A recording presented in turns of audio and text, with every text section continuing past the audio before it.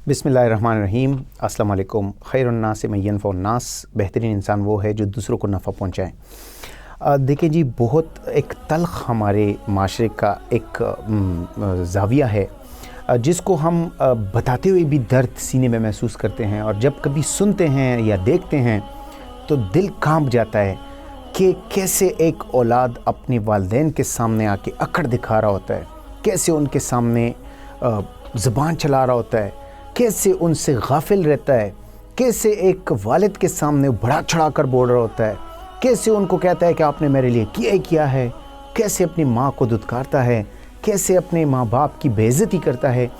अल्लाह ना करे कि कोई एक मुसलमान भी ऐसा हो, बल्कि कोई एक इंसान भी ऐसा नहीं होना चाहिए जो अपने वालिदैन की बेहुरमती करें और उनकी इज़्ज़त और इकराम में फ़र्क लाए, कमी लाए। क्योंकि देखें जी,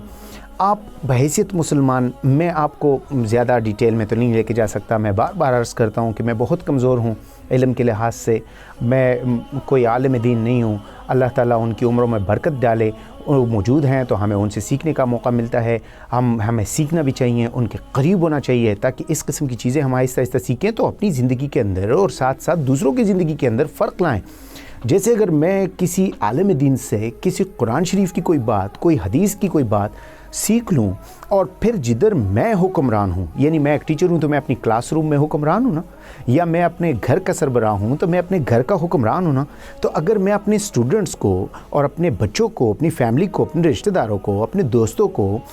अगर वो मुंतकिल करूँ तो इल्म भी फैलता जा रहा है, रोशनी भी आ रही है, खैर व बरकत भी बढ़ रही है, और ज़िंदगियों के अंदर मस्बत तब्दीलियाँ भी आ रही हैं। तो अपनी आदत बनानी चाहिए कि हम ज़्यादा वक्त जो भी मिले, लेकिन अच्छे लोगों के साथ, आलिम दीन के साथ, मुफक्किरीन के साथ, जो साहिब इल्म हैं उनके साथ, जो दानिश्वर लोग हैं उनके साथ, जो असातिज़ा हैं उनके साथ बैठ के, जो बुज़ुर्ग हैं, हमारे बड़े हैं, इनको तो हम बड़ी अजीब तरीके से देखते हैं ना, ये दादा घर में बैठा हुआ है, नाना घर में बैठा हुआ है, हमें कोई परवाह नहीं होती, उनके पास बैठते नहीं, उनके टाइम। देखें जी, मैं आपको दावे से कह सकता हूँ कि 1000 किताबें पढ़ लें वो एक तरफ, लेकिन आप अपने किसी बुज़ुर्ग के साथ अगर थोड़ा सा बैठ जाए ना, आपको ज़िंदगी की सही समझ आ जाएगी, आपको पता लग जाएगा कि ज़िंदगी क्या चीज़ है, आपके इल्म में इजाफ़ा हो जाएगा, आपका दिमाग खुल जाएगा, आपका दिल खुल जाएगा, आपको पता लग जाएगा कि कैसी ज़िंदगी गुजारनी है और कैसे ज़िंदगी को बेहतर करना है, किस चीज़ से बचना चाहिए, किस डायरेक्शन पे जाना चाहिए। तो मैं आपको बातों में बात आ गई तो ये भी एक सजेशन देता हूँ कि आप बड़ों के साथ बैठा करें, ज़्यादा वक्त गुजारा करें। लेकिन बदकिस्मती से हम आज के नौजवान, हम अपने वालिदैन, अपने बड़ों से बड़े दूर हैं, बहुत दूर हैं, और काफ़ी हद तक दूर हो चुके हैं।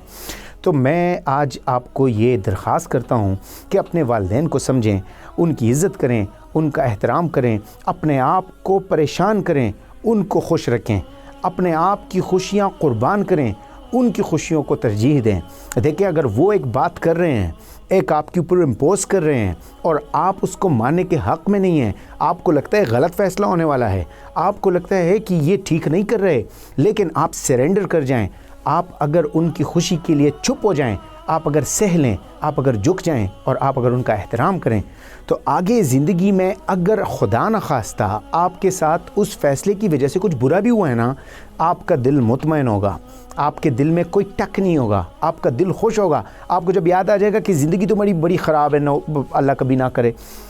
बड़ा मैं तंग दस्त हूँ, बड़ा गलत फ़ैसला हुआ था, लेकिन एट दी सेम टाइम आपको एक चीज़ याद आ जाएगी कि इस फ़ैसले की वजह से और इस फ़ैसले के वक्त कम अज़ कम मैंने अपने माँ बाप को खुश किया था, मैंने उनको तरजीह दी थी, मैंने उनकी बात का एहतराम किया था, मैंने उनकी ताज़ीम रखी थी। तो आपका दिल अचानक खुश हो जाएगा। और सबसे बड़ी चीज़ तो इत्मीनान क़ल्ब है। सब कुछ नहीं है, फिर भी आपको इत्मीनान क़ल्ब नसीब हो जाएगा। अब इसके दूसरे रुख को देख लें। अगर आप अपने माँ बाप के फ़ैसले में, आप उनकी पसंद में, आप उनको जो आपसे करवाना चाहते हैं, उनको आपसे कहना चाहते हैं, आप उनको बाईपास करें और आप कहें कि नहीं, ये मेरी ज़िंदगी है और मैंने फ़ैसला करना है, और मैं जिस तरफ जाऊं मैं वो ठीक समझता हूं और आप लोग ये ठीक नहीं समझते,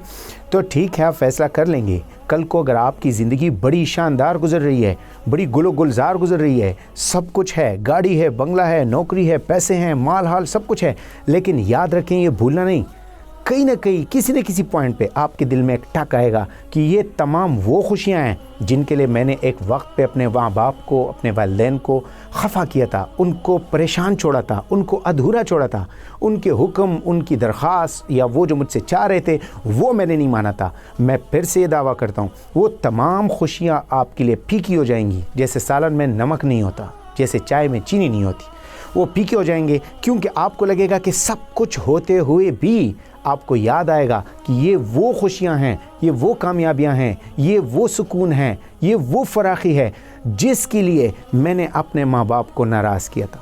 تو کبھی بھی ایسی خوشیاں نہ لیں جس میں آپ کے ماں باپ کی ناراضگی ہو، اور آپ اگر بہت سارے غم بھی اکٹھے کر لیں لیکن اگر آپ نے اپنے ماں باپ کو خوش رکھا ہوا ہے تو آپ کا دل اطمینان لے لے گا۔ قرآن شریف میں کئی دفعہ ذکر آیا ہے ماں باپ کے بارے میں، والدین کے بارے میں۔ آپ کو خوب یاد ہوگا والدین کے ساتھ نیک سلوک کیا کریں۔ یہ کتنا بڑا ایک سٹیٹمنٹ ہے۔ اللہ تعالیٰ نے کہا میں نے فیصلہ کیا ہے کہ میرے حق کے بعد والدین کا حق ہے، میری عبادت میں کسی کے ساتھ کسی کو شریک نہیں ٹھہراؤ گے، میری بڑائی کے اندر کسی کو شریک نہیں ٹھہراؤ گے، اور اس کے بعد پھر اللہ کا فیصلہ ہے، اللہ نے کہا میں نے فیصلہ کیا اور والدین کے ساتھ نیک سلوک کیا کریں۔ اسی طرح اگر آپ دیکھ لیں تو دوسری جگہ قرآن شریف میں فرمایا گیا ہے کہ شکر ادا کیا کریں، میرا بھی اور اپنی والدین کا بھی۔ اتنا بڑا حکم، اتنا بڑا دعویٰ، اتنی بڑی سٹیٹمنٹ کہ والدین کا شکر گزار ہوا کریں، شکر ادا کیا کریں۔ کبھی ہم ان کے حق کو ادا نہیں کر سکتے، کبھی شکر ادا نہیں کر سکتے جتنا بھی ہم ان کی خدمتیں کریں، لیکن بہرحال قرآن کا حکم ہے کہ شکر ادا کیا ہے ان کا۔ پھر تیسری جگہ آپ کو یاد ہوگا، آپ کو شاید علم میں بھی ہوگا کہ جب وہ خراب عمر کو پہنچیں، یعنی ضعیف ہو جائیں، جب وہ آپ کو اس حالت میں ملیں کہ وہ ضعیف ہو چکے ہیں، تو آپ ان کے ساتھ صلہ رحمی سے پیش آئیں اور اف تک نہ کریں۔ تھوڑا پڑھیں تو صحیح قرآن شریف کو، تھوڑا سا وقت نکالیں، ایک 5 منٹ نکالیں۔ میں نوجوانوں آپ سے درخواست کرتا ہوں 5 منٹ نکالیں، اپنے قرآن کو پڑھیں، آپ کو انسانیت کا پتہ لگ جائے گا، آپ کو دنیا کا پتہ لگ جائے گا، آپ اپنے رب کو پہچان لو گے، آپ انسان کیوں آیا ہے، کہ اس کی ضرورت کیا تھی اور یہ کیا کرنا چاہتا ہے، اس کو کیا کرنا چاہیے، ان چیزوں کی سمجھ آ جائے گی آپ کو۔ تھوڑا سا وقت نکال کے پڑھ تو لیں۔ تو ان کو اف تک نہ کیا کریں، ان کے سامنے کندھے جھکا کے رہا کریں، ان کے سامنے اکڑ نہ دکھایا کریں، ان کے ساتھ ادب سے گفتگو کیا کریں، ان کے ساتھ احترام سے پیش آئیں، ان کی خدمت، عزت، احترام کریں، ان کو آگے رکھیں، ساری چیزوں سے آگے رکھیں۔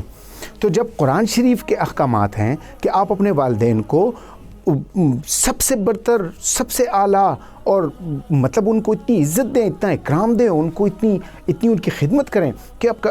دل آپ کا خوش ہو جائے، آپ مطمئن ہو جائیں۔ کل کو اگر وہ اس دنیا میں نہیں ہوں تو آپ کو ایک چیز کی تسلی ہوگی کہ میں کر چکا ہوں، میں اپنے دل کے ارمان پورے کر چکا ہوں۔ تو آپ اپنے دل کے ارمان پورے کریں، اپنے والدین پہ اپنے آپ کو نچھاور کریں، اپنی خوشیاں قربان کر دیں، ان کی خوشیوں کو مکرم رکھیں، معزز رکھیں، ان کو پہلے رکھیں۔ آپ ان کے حقوق ادا نہیں کر سکتے، جی ہم کبھی کسی صورت والدین کے حقوق ادا نہیں کر سکتے، کیونکہ جو کیا گیا ہے، پہلے پیٹ میں پالا، پھر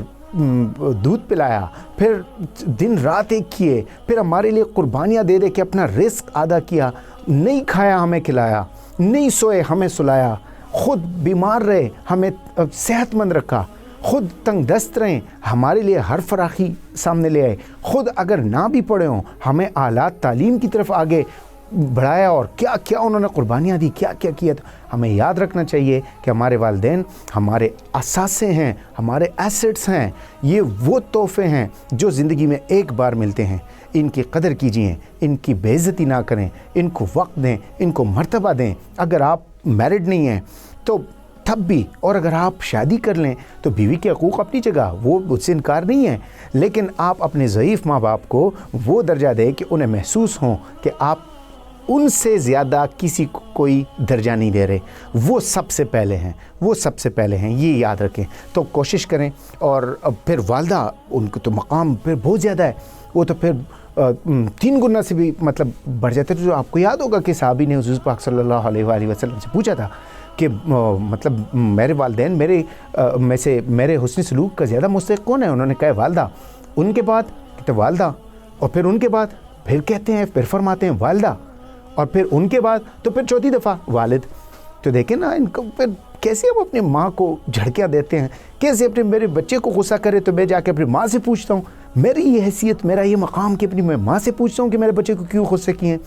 تھوڑا سا سوچیں اس چیز کے اوپر، تھوڑا سا غور کریں. اگر میری کسی کام میں کام رکھ رہے ہیں، میرا دل نہیں مان رہا، میرا دل نہیں چاہ رہا، پھر بھی ان کو کہیں بالکل جیسا آپ کہیں ویسا ہی ہوگا. آپ تھوڑا سا غیرت کا مظاہرہ تو کریں. پھر دیکھیں کہ آپ کے ماں باپ جو آپ خوش رکھتے ہیں، پھر اللہ تعالیٰ آپ کو آپ کی زندگی میں کیا دیتا ہے. تو آئیے کہ وعدہ کریں کہ آج کے بعد اگر ہمارے ماں باپ زندہ ہیں تو ان کے لیے دعائیں بھی کریں کہ اللہ انہیں زندہ سلامت رکھیں، لیکن ان کی خوشی کا ہر بندوبست ہم کریں. اپنے بس کے مطابق جتنا ہو سکے ان کے ساتھ ہم ان کی خدمت کریں، ان کی عزت کریں. ماں باپ بیچارے کسی پہ آپ تھوڑا سا معمولی سا ہنسے، ان کے سامنے خوش ہو جائیں گے. آپ اگر ان کو کوئی چیز لا بھی دینا تو وہ واپس آپ پہ کھلا دیتے ہیں، آپ کے بچوں پہ کھلا دیتے ہیں. تھوڑا سا ان کو احساس ہو جائے گا کہ اب وہ کسی کے لیے امپورٹنٹ ہیں. ان کی جگہ ان سے نہ چینیں، ان کی جگہ ان کے پاس رہنے دیں.